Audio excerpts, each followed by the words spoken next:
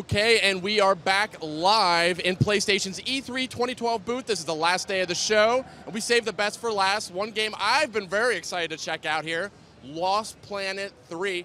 We are here with Matt Sophos, who is the game director, to check out the third entry in the series, which is actually a prequel, right? It is. Tell me about the setup here and what's different from Lost Planet 2. Well, in Lost Planet 3, we are calling this kind of the return to extreme conditions. In the first couple games, the first game especially, was this kind of icy, snowy planet where this is what people remember about the franchise. Whenever you ask people about Lost Planet, that's what they remember. That's what they remember. What we wanted to do was go back to that. We wanted to bring people back to what they really remembered and loved about the franchise. We're telling a very compelling, single-player focused narrative with a character named Jim Payton, who's a family man, takes care of his wife and kid back home. He's accepted a contract on EDN3, the planet we go to in Lost Planet, so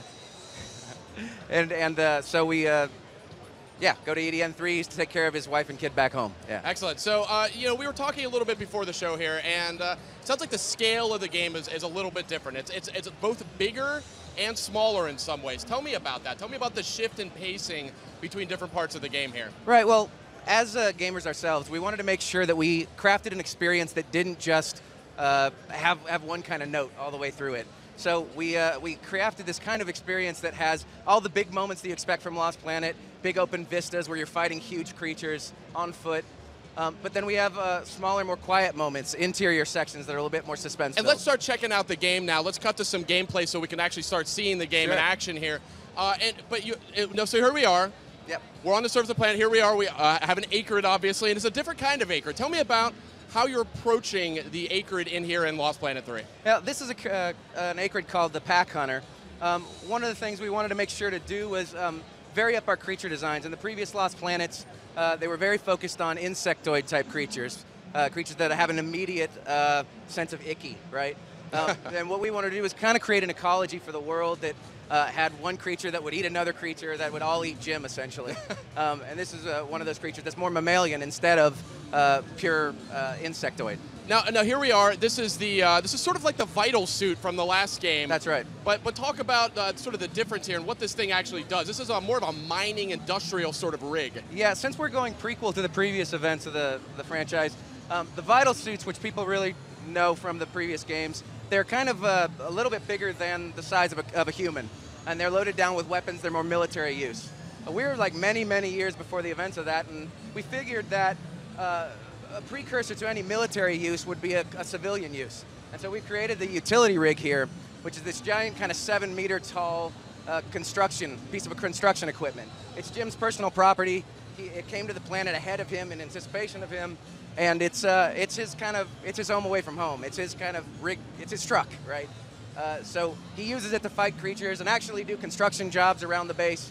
And he improvises the uses of construction equipment in combat against big and small creatures. Right. So now tell me a little bit. It switches to first person when you're in the utility rig. Yes, it does. Tell me a bit about how the combat works there. Well, as you can see from you'll see a little bit later when he's shooting the ice off of it. The utility rig has a drill and a claw on it. And you'll get upgrades. You can buy upgrades and things like that a little bit later.